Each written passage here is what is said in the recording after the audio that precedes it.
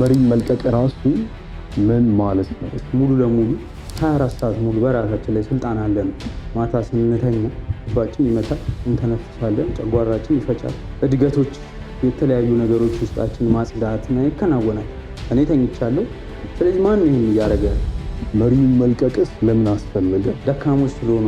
ለሰው አብዝተው መጨነቅ ወይንም ኃላፊነት መውሰድ። ያን ሰው እያደድበው መልሶ ሲከዳ ሊገርምህ በጣም የራስ ስራ ቢዘገይብህ ወደ ኋላ ቢመልስህ እንቅፋቶች ቢያጋጥሙ ኮምፕሊትሊ እንድታቆም የሚያደርጉ የቆመ ሪቫሉዌት እንድታደርገው ኦፕሽኖችን የሚያደርጉ ነገሮች ይመጣሉ። ቆንጆ ቆይታ እንደሚኖራችሁ ተስፋ አለኝ። ከዚህ ቪዲዮ በኋላ ከጭንቀታችሁ፣ ከረብሻችሁ፣ ካላችሁበት ብዙ ችግሮች እንዲሁም ደግሞ ከእናንተ ቁጥጥር ውጭ ሆነው በተለያየ መንገድ በተለያየ ቅርጽ ህይወታችሁ ላይ የሚያስጨንቋችሁ መፍትሄ መሆን የሚችል አዲስ ሀሳብ ይህን የሚያክል ትልቅ ሀሳብ እንዴት ደረስክበት አብረን የምንመለከት ይሆናል ማለት ነው።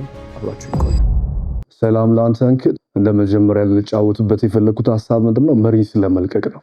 ከዚህ ቀደም በአንድ ቪዲዮ ላይ ይህን ሀሳብ ሜንሽን አድርጌው ነበርና ከዛም በኋላ ብዙ ሰው ስለወደደው እንዲሁም ደግሞ እኔም በግሌም ሀሳቡ በነበረን ጨዋታ ላይ በነበረን ጉዞ ላይ ብዙ ይሳጫውተን ስለነበረ ያ ነገር እጅግ በጣም ጠቃሚ ሆኖም ስላገኘሁት ብዙ ሰዎች ጋር ሊደርስ ይገባል ብዬ አስቤያለሁ።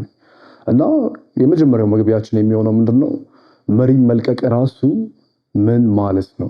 ምንድነው በዋናነት መሪ መልቀቅ ሲባል መጀመሪያውኑ አሁን ከረንትሊ ባለው የዓለም ስርዓት የዚህ የኑሮ ሁኔታ የምትሰማው በሚዲያ በዕለት ተዕለት ህይወት የሚያጋጥሙ የተለያዩ አስጨናቂ ነገሮች አሉ ዓለም ላይ የምናያቸው ማለት ነው። በግላችን ህይወት የሚሆን በሀገራችን የሚሆን በዓለም አቀፍ ደረጃ የምንሰማው ብዙ አይነት መቅሰፍት የሚመስሉ ዜናዎች አሉ እና የሚያጋጥሙንም ሁኔታዎች አሉ። እነዚህ ነገሮች በብዛት ሰዎች ላይ ጫና ስላሳደሩ የሰዎች አስተሳሰብ ላይ ሰዎች ወደ ጭንቀት ያመዝናሉ። ዛሬ ምን በልቼ አድራለሁ? የቤት ኪራይ እንዴት ከፍላለሁ? ልጆቼን በምን አስተምራለሁ? ትዳር እንዴት ነው የማገኘው? ከህመሜ እንዴት ነው ምድነው? ብዙ አይነት ጭንቀት ይሄ በግላቸው እያለ በተጨማሪ ደግሞ በዓለም ዙሪያ ይሄ ኮሌክቲቭ ውጤት ምን አምጥቷል? ዓለምን ወደ መጥፎ መንገድ የሚመራ ወደ ኮንፍሊክት እና ወደ አርማጌዲዮን የሚመራ አይነት ሶሳይቲ እንዲፈጠር እንደዚህ አይነት ዘመን ላይ እንድንደርስ አድርጎናል። ስለዚህ በዋናነት ከዚህ ጭንቀት በግለሰብ ደረጃ ቢያንስ እንዴት ነው መገላገል የምንችለውና ለህልማችን ለስኬታችን ዝግጁ የምንሆነው? በዚህ መሀል ለምሳሌ አንድ ሰው ሁልጊዜ ሎተሪ እንዲደርሰው ፈጣሪን ይለምን ነበር። በየሄደበት ቤተ እምነት ባየበት ቦታ ሁሉ ይሄድና ፈጣሪ ወይ እባክህ ሎተሪ ይውጣልኝ፣ አንተ ምን ይሳናል? ስንቱን እየቀየርክ ለእኔ ዝም ብሎ 10 ሚሊዮን 20 ሚሊዮን ቢወጣልኝ ምን ችግር አለ ያርግለት እያለ ሁልጊዜ ይለምናል። እና ይሄ ሰውዬ በየሄደበት በቃ ይሄንን ነው የሚለምነው ለብዙ ዓመታት ማለት ነው። ከዚህ የሆነ ሰዓት ላይ ሰማያት ተከፈቱና ማለት ነው ልጅ ሆይ እስኪ መጀመሪያ ሎተሪ ቁረጥ የሚል ድምፅ መጣ። እና ሁላችንም ይህንን አይምሮአችንን አጨናንቀነው ዘግተነው ለስኬት የምንጠቀምበት መሳሪያ ሆኖ ሳለ ግን ሁልጊዜ ስኬት እንፈልጋለን። እና ይህንን አይምሮአችን የተባለውን ምርጥ መሳሪያ ለስኬት ሳይሆን ለራሳችን ጥፋት እንድንጠቀመው ያረገን፣ እንድንጎዳበት ያረገን ጭንቀት ወይም አይምሮአችንን ማዘዝ አለመቻል፣ እረፍት ማግኘት አለመቻል እና ቀጥታ ቢያንስ ሎተሪውን እንኳን ለመቁረጥ እንዳንችል አይምሮአችንን ባዶ አድርገን ዝግጁ አድርገን ለመቀበል ትኬቷን እንኳን አልያዝንም። ለመቀበል የሚያስችለንን አቅም አላዘጋጀንም። ፈጣሪ እንኩ ሊለን ይዞት በር ላይ ቆሟል ማለት እኛ መቀበያ ክፍል ስለሌለን ቤታችን። ስለዚህ ያንን እንዴት ነው ነፃ የምናደርገው በሚል እሳቤ ነው መሪን መልቀቅ በሚል ርዕስ እንድናወራ የተፈለገው ማለት ነው። ስለዚህ መሪን መልቀቅ የተባለው ምንድነው? በአጭር ቃል በተፈጥሮ ወይም በፈጣሪ ወይም በዚህ ዩኒቨርስ ሳይንቲስትም ኮንክ እንግዲህ ጠፈር በሚባለው አካል ህይወትም በለው ሰፊው ማዕቀፍ አለ። ይህን ሁላ ተፈጥሮ ያካተተው ማዕቀፍ እሱ ማዕቀፍ ላይ ሐሳብህን ጣል ነው። እሱ ስርዓት ላይ ትረስት አድርግ፣ ተማመን። አንተን ካመጣ ተንከባክቦ አንተን አሳድጎ ምን ብሎ እዚህ ማድረስ ከዚህም በኋላ የትም ማድረስ ይችላል። ምክንያቱም አንተን ከእናትህ ወር ጀምሮ የሰራህ ነው። እናትህንም እሱን የሰራት አባትህንም ይህንን የምትኖርበትን ምድር የምታየውን የምታስበውን ሁሉን ነገር የሰራልህ እሱ ነው። አንተ ከእናትህ ወደ ስትወጣ 5 ጣት አርግልኝ 4 ጣት እኮ አይሆነኝም ብለው አይደለም 5 ያደረገልህ። 2 እግር አርግልኝ ብለው አይደለም 2 ያደረገልህ። 2 አይን አርግልኝ ብለው አይደለም። አይምሮ ስጠኝ ልብ አርግልኝ ኩላሊት ብለው አይደለም። ይህን ሲስተም ራሱ አስቦበት የሰራው ነው። አንተ በዚህ ጉዳይ ላይ ምንም ሀሳብ የለህም። እኔ የለኝም እስካሁን በማየው በራሴ ማለት ነው። እና ይሄ ከእናቴ ወድ እንግዲህ የሰራኝ አካል በዚህ ቀን ልወለድ፣ በዚህ ዓመተ ምህረት ልወለድ፣ ከነዚህ ወላጆች ልወለድ፣ በዚህ ሀገር ላይ ልወለድ፣ በዚህ ሁኔታ፣ በዚህ መልክ፣ በዚህ አቋም ልወለድ ሳልል የፈጠረኝ አካል እኔን ማኖር አይከብዱም። ይህን ሁላ ከሰራ ማለት ነው። ሃይማኖት አልባ ሰዎች ጠፈር፣ ህይወት፣ ሳይንስ ምንድነው በሳይንስ ደግሞ ዩኒቨርስ የሚሉት ትልቁ ማዕቀፍ ሁሉንም ነገር አዋህዶ የሚያኖረው ሁሉንም ነገር ፈጥሮ መልሶ የሚወስደው የሚመግበው ሁሉንም እያደረገ ያለው ነገር እኛን ካመጣን ለየዕለቷ ለእያንዳንዷ እንቅስቃሴያችን ራሱ ይጨነቅልናል ብዬ ነው የማስበው። እኛ ምናልባት የምንፈልገውን ነገር ማወቅና የምንጠይቀውን ማለት ነው ሎተሪውን እንደጠየቀው ሰውዬው ለሱ ደግሞ ሎተሪውን መቅረጥ አለብን ማለት ቢያንስ ያንን ለመቀበል ዝግጁ የሚያደርገንን ድርጊት አነስተኛ የምትባለዋን ቢያንስ ሚኒመም ሪኳየርመንቷን ማሟላት አለብን። እሱም ምንድነው የመጀመሪያው ተራው የተባለው ማለት ነው ከኛ የሚጠበቀው እዚህ ሲስተም ላይ መተማመን ነው ወይም ማመን ነው። ይህን ሲስተም የምንፈልገውን የልባችንን መሻት እንደሚሰጠን ማመን ነው የመጀመሪያው። ምክንያቱም እስካሁን በዘረዘርናቸው ምክንያቶች እኛን ሰርቶ እዚህ አምጥቷል። ይህን ሁላ ካረገ እኛን ማኖር ስለማይከብደው ትሏን እንኳን መግቦ ያድራል። ስለዚህ እሱ የከፈተውን እሱ ሳይዘጋው ያድርም ይባል የለም እና አሁን ችግር የሆነው እንዳልኩ በመግቢያችን ጭንቀት ነው። ሁሉም ሰው እኩል አይምሮ አለው። ዛሬ ያለው ቢሊዮነር ባዶ እጁን ነው የመጣው። ዛሬ የምታየው ሁሉም አለኝ የሚለው የለኝም የሚለው ሁሉም እኩል ነበር። የሆነ ሰዓት ላይ ስንወለድ ሁላችንም ባዶ እጃችንን በባዶ ጭንቅላት የመጣ እኩል አቅም ተሰጥቶን ማለት የጸጋችን አይነት ሊለያይ ይችላል፣ ግን ሁላችንም አንድ አይነት አቅም ይዘን ነው የመጣ ነው። ያንን አቅም እንዳንጠቀም የሚያደርገን ትልቁ እንቅፋት የሆነብን መጨነቃችን ነው። መጨነቃችን ደግሞ ስለማንተማመን ይችን ተፈጥሮን በጠላትነት ስለፈረጅናት ነው፣ በአጥቂነት ፈርጀናታል። ስለዚህ ከእሷ ጋር ሁሌ ግብግብ ኑሮን ለማሸነፍ ነው የምንለው ቃሉ ራሱ ኑሮን እየታገልን። ስለዚህ ታገለናል፣ አንችለው። ተፈጥሮ አንደርስቲሜት የምትደረግ ነገር አይደለችም። ይህን ሁላ ቢሊየን የኔ አይነት ሰው ከሰራች ይህን ሁላ ቢሊየንም ማጥፋት አያቅታት። ዝም ብላ አውሎ ንፋስ ተነስቶ የሚሆን መሬት መንቀጥቀጥ ሰዎች ሲሞቱ እናያለን እኮ በተራ ነገር። እኛም በሰራ ነው እኮ በትንታ እንሞታለን እኮ። ስለዚህ እኛን ማጥፋት ማያቅታትን ተፈጥሮ ብንዋጋት እንዳልነው መውጊያውን ብረት እንደመታገል። በባይብል ራሱ ምን ይላል? የመውጊያውን ብረት ብትታገለው ለአንተ ይብስብሃል የሚል ቃል አለ እና ስለት ጦር ወደ አንተ የተሰነዘረ አንተ ሹሉን በእጅህ መልሰህ ልትገፈትረው አትችልም። ይወጋሃል፣ ይጎዳሃል። ስለዚህ ተፈጥሮንም በዛ መልኩ ማየት አለብህ። ልታጠቃት መሞከር የለብህም። ልታጠቃ አትሞክርም። እሷ አንተን ስላመጣች በመንገዷ ተስማምተህ መሄድ ከቻልክ እሷም እንደውም ታግዛለች። የምትዋጋት ሲሆን ነው የምትዋጋ። ራስ የምታስቀምጥላትን እጥፍ ድርብ አድርጋ ትሰጣለች።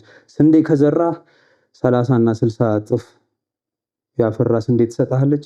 እንክርዳድ ከዘራህ እንደዛው የበዛ እንክርዳድ ትሰጣለች። ስለዚህ አንተ የምታስቀምጠውን ነገር ተጠንቀቅ ነው።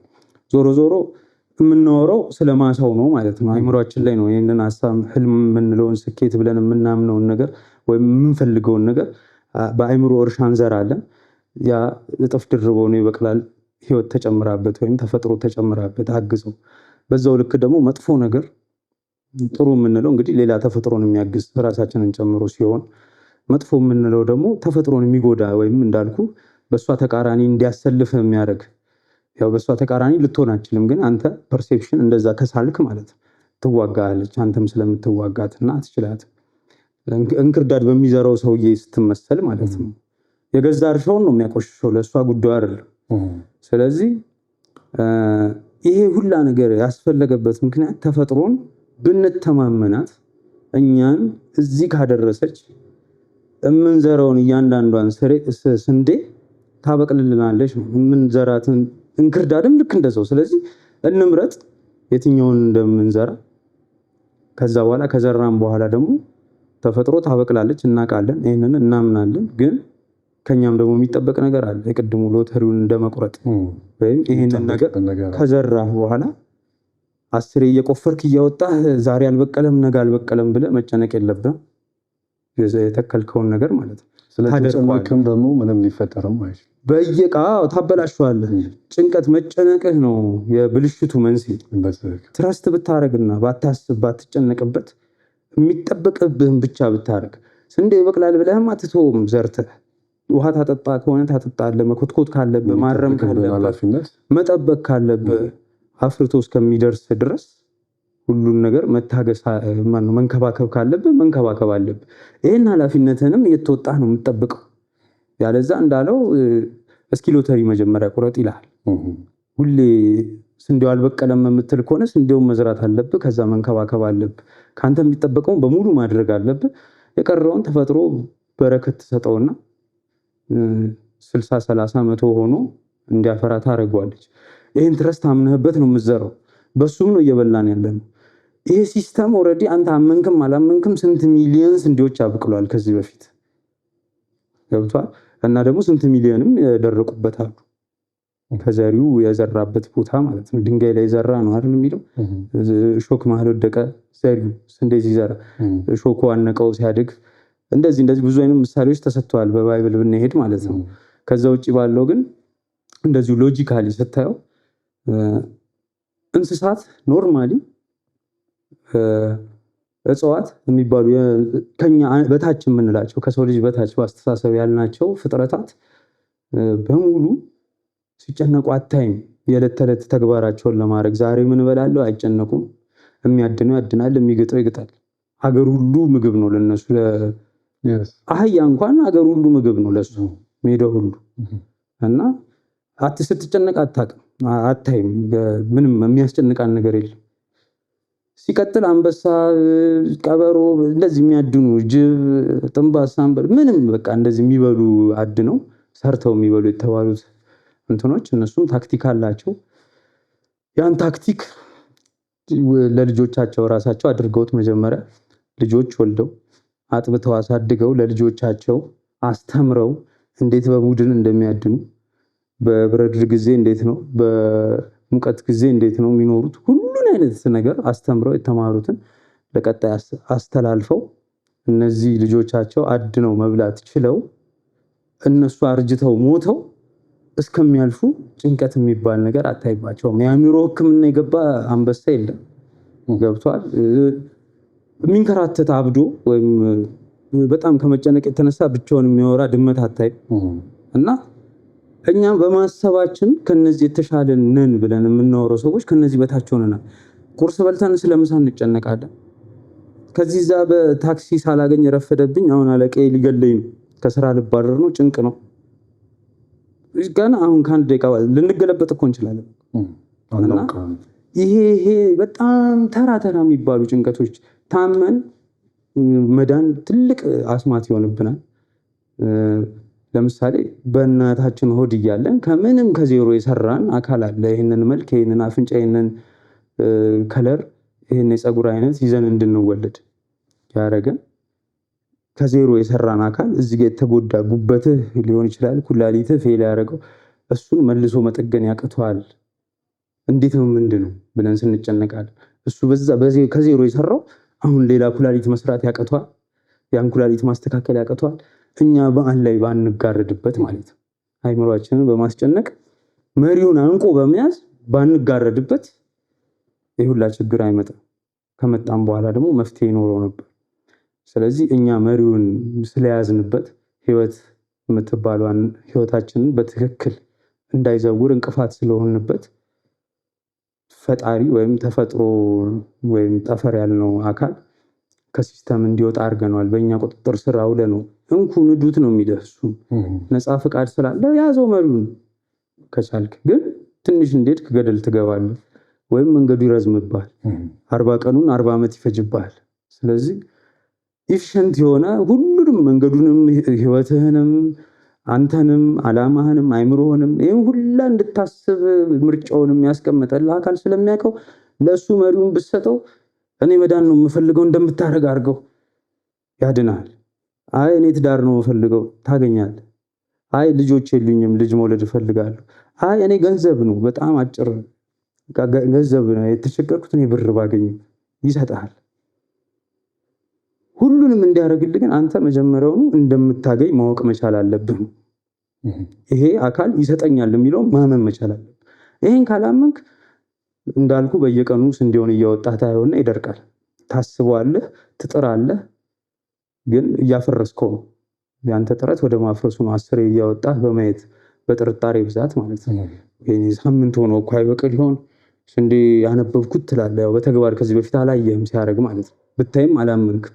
ስለዚህ ስንዴ እኮ 1 ወር ይፈጃል ያሉኝ የኔ እኮ ወር ከ3 ቀን ሆነው ብለህ ልትጨነቅ ትችላለህ። ገብቷል? እና በጣም በተራ ነገሮች ስለምንጨነቅ ነው ይሄንን የምለው። እና በዋናነት መሪ መልቀቅ የተባለው ያስፈለገው እኛ የምንፈልጋቸውን በረከቶቻችንን በሙሉ እንዳናገኝ ዘግተን የያዝንበት ህይወታችንን የምንመራበት መንገድ ወይም መሪ የተባለው አይምሯችን ነው ህይወታችንን የሚመራው። በዚህ አይምሯችን በዚህ አስተሳሰባችን ገደል ነው የምንገባው። ወይም የምንፈልገውን ለማግኘት ጊዜ ይወስድብናል። ብናገኝ እንኳን ብዙ እንለፋለን፣ ኤፊሽንት አንሆንም። ባነሰ ጥረት ትልቅ ውጤት አናገኝም። ባነሰ ጊዜ ትልቅ ውጤት አናገኝም። ዝግጁ በሆነ መልኩ አናገኝም። ምክንያቱም ምንም በአንድ ቀን የተገነባ እንትን አይተህ ከሆነ በአንድ ቀን የተገነባ ሀብት ሎተሪ ደርሶህም ይሁን ምንም አግኝተህ የወደቀ የታሰረ ሻንጣ ብር አግኝተህ ይሁን የተገነቡ ሀብቶችን በላቸው የተለያዩ ነገሮች አሸዋ ላይ እንደተሰራው ቤት ናቸው። ወዲያው ነው የሚፈርሱት። ከዛ ድጋሚ መነሳት አትችልም። ሰብሮ ይቀርሃል፣ ያስቀርሃል፣ አትነሳም። ከዛ ሰውዬ ምን ትማራለህ? አይ ቆይ በአቅሜ ስጠኝ፣ ገንዘብ አያያዝ ሳልችል ገንዘብ አትስጠኝ። እሱንም እየጠበቀ ያለው አንተ ገንዘብ እስከምታገኝ ማነው የገንዘብ አጠቃቀምህን እስክታስተካክል ገንዘብ ላይሰጥህ ይችላል። ብታገኘውም መጥፊያ እንዳይሆን ማለት ነው። እና እንዳይሰብር ሜንታሊ ታች እንዳቀር ተመልሰ ለመነሳት ተስፋ እንዳትቆርጥ ማለት ነው።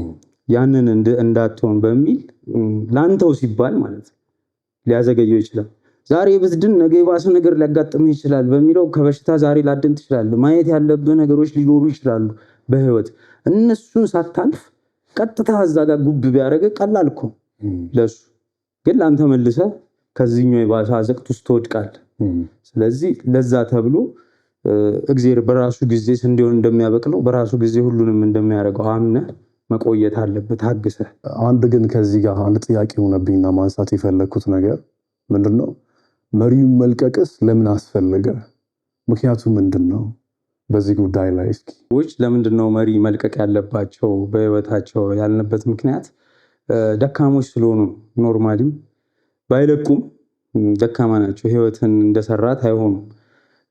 ለምሳሌ እኔ እናንተ ከአንድ ደቂቃ በኋላ እንኑር እንሙት እንኳን የዛሬ ዓመትና የዛሬ 10 ዓመት ከአንዲት ደቂቃ በኋላ ምንም የምናውቀው ነገር የለም ላያችን ላይ ስለሚፈጠረው ነገር ማለት ነው። በትንታም ሰው ሊያልፍ ይችላል። ስለዚህ ቀጣዩን ቅጽበት የማናውቅ ፍጡራን እንዴት ነው ስለሚቀጥለው ዓመት ስለነገ ስለበኋላ ስለፈለከው የጊዜ ኦርደር ወይም ስለፈለከው ጉዳይ ልንጨነቅ የሚገባን? እኛ አንቀን መሪውን አናደርሰውም እዛ ድረስ መኪናውን። ስለዚህ ከቅጽበት በኋላ የሚደረገውን የማየት አቅማችን በጣም የተጋረደን፣ ተፈጥሮ ግን ከኛ የሰፋ እይታ አላት። እያንዳንዱ ቅጽበት ለሷ የታቀደበት እንደ ድራማ እንደ ፊልም ስክሪፕት ነው ለሷ ማለት ነው።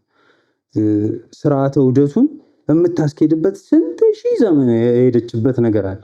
እኛን ራሱ እያሻሻለች እዚህ አድርሳናለች። እንግዲህ መሻሻል ከሆነ ያው ውድቀትም ቢሆን እስቲ ለበጎ ነው አይደል ሁሉ ነገር። እና የግድ መሪ መልቀቅ ያለብን ወይም ለፈጣሪ ቦታውን መስጠት ያለብን ብቸኛ እንደውምና ትልቁ ምክንያት የሚመስለኝ ቀጥሎ የሚደርስብንን ነገር አለማወቃችን ነው። እና ምንም ቁጥጥር አለመኖሩ በዚህ በእኛ አቅም ቀጥሎ ህይወታችንን ልናረዝምም ይሁን ልናሳጥር አንችልም። ስለዚህ ፈጣሪን ተማምነን 10 ዓመትም ኖርን 10 ደቂቃም ኖርን ለበጎ እንደሆነ አምነን ህይወታችንን መቀጠል ያለብን። ይሄ እምነታችን ነው እንግዲህ መሪ መልቀቅ የሚያስብለን ማለት ነው። ስለዚህ እዚህ ጋር ሊያጋጥሙን የነበሩ ቅፋቶች፣ መቅሰፍቶች፣ እኛ ማናያቸው ስንትና ስንት ዙሪያችን ያሉ ነገሮች ከነዚህ ከ5ቱ ስሜት ህዋሳት ውጭ ያሉ ብዙ እልፍ አላፍ ነገሮች አሉ በዙሪያችን፣ ጥቃቶች የሚሆኑ ድጋፎች ማለት ነው። ስለዚህ እነዚህም የሚጎዱንን ጠርጋ ታሳልፈናለች፣ የሚጠቅሙንን ደግሞ ታበረታታና ያው ላለንበት ለአሁኗ ቅጽበት አድርሳናለች። ሁሉንም ነገር እያገዘች ማለት ነው ተፈጥሮ። ስለዚህ እቺን ተፈጥሮ እንተማመንባት፣ ቀጣዩን ስለማናቅ ነው። እኛስ ሙሉ ለሙሉ 24 ሰዓት ሙሉ በራሳችን ላይ ስልጣን አለን። ለምሳሌ ቀኑን ሙሉ እንደፈለግን ስንሆን እንውላለን። ማታ ስንተኛ ልባችን ይመታል፣ እንተነፍሳለን፣ ጨጓራችን ይፈጫል። እድገቶች፣ የተለያዩ ነገሮች ውስጣችን ማጽዳት ይከናወናል። እኔ ተኝቻለሁ። ስለዚህ ማን ነው ይሄን እያደረገ ያለው? እኔ አስከሬን ነኝ በዛ ሰዓት። ስለዚህ ሞቻለሁ ማለት ነው ለተወሰነ ጊዜም ቢሆን። ስለዚህ ማን ነው ይሄን እያደረገ ያለው? እኔን ወክሎ ከኔ ጀርባ ያለ ነገር አለ ማለት ነው። እኔ ቁስል እዚህ ጋር ኖሮብኝ የሆነ ነገር ቆርጦኝ ደም አለው፣ ደሙ ይቆማል። ያው እንደ አባባሉ ዶክተር ቁስል ያሽጋል፣ ፈጣሪ ግን ቁስልን ያድናል አይደል? እና ቁስሉን የሚያድነው አካል አለ፣ የሆነ ስርዓት። እኔ ፀጉሬን የሚያሳድገው የሆነ ነገር አለ አይደል? በላያችን ለሚሰራ ያ ሲስተም፣ ያ ስርዓት እኛ ራሱ በሌለን ሰዓት ይሰራል። እኛ ባለን ሰዓት እንደውም ትንሽ እንቅፋት እንሆናለን መሰለኛል። ስለዚህ ለምሳሌ በሽታ የምናመጣው እኛ ባለን ሰዓት፣ ረጅም ሰዓት ቆመን ልንሰራ እንችላለን። ኤክሰርሳይዝ ላናረግ እንችላለን። ከጤናችንን የሚጎዱ ምግቦች ልንመገብ እንችላለን። በብስጭት ብዛት ጨጓራ ሊይዘን ይችላል። በተለያዩ ነገሮች ለበሽታ ልንጋለጥ እንችላለን። በጭንቀት ልብ ድካም ይዘናል። ስኳር፣ ደም ግፊት፣ እንደውም የድሃ በሽታ የለም ይባላል፣ የሀብታም በሽታ ናቸው። የሆነ ነገር ሲኖረን በዛው ልክ ጭንቀጥብ ነው። አሁን አንዲት ህይወት ኖራን ነው ሁላ ጭንቀጥብ ማለት ነው። እና እሷ ላይ ሀብት ሲጨመር ሌላ የምንጨነቅበት ከሆነ፣ ጤና ሲኖረን እሱን ደግሞ ስለማበላሸት የምንጨነቅበት ከሆነ ማለት ነው ብዙ ጸረ ህይወት ወይም ጸረ ተፈጥሮ የሆኑ ነገሮችን እናደርጋለን። ግን እኛ ዞር ባለን ሰዓት፣ በተኛን ሰዓት ያን ሁሉም ይጠርጋል። መሪውን በለቀቅንለት ሰዓት ማለት ነው ያን ሁላ የሚያጸዳ፣ ጠዋት ላይ ፍሬሽ ሆነን ሀሳባችንን ጥለን ውስጣችን የነበረውን ቆሻሻ የሲስተም አጽድተን በአዲስ እንትን እንድንነሳ የሚያደርገን ክፍል አለ። እኛ ዞር በማለታችን ለሆነች ሰዓታት ሌሊቱን ተኝተን በማሳለፋችን። ስለዚህ ቆመን ስለምን ይሄን አናደርገውም? ሳንወድ በግዳችን ሌሊት እናደርገዋለን እኮ ስንተኛ።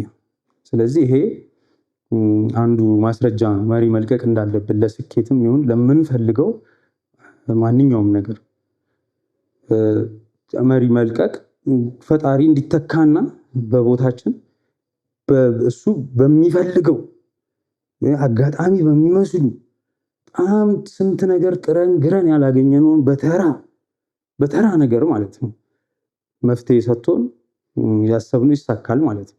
ስለዚህ ሁልጊዜም መሪ መልቀቅ ከሁሉም የስኬትም በለው ሰልፍ ኢምፕሩቭመንትም በለው በሃይማኖት እጸድቃለሁ ብለህም በምትሄድበት አካሄድም በለው በሁሉም አካሄድ ላይ ለተፈጥሮ ወይም ለፈጣሪ መሪውን መልቀቅ የህይወትን ያስፈልጋል።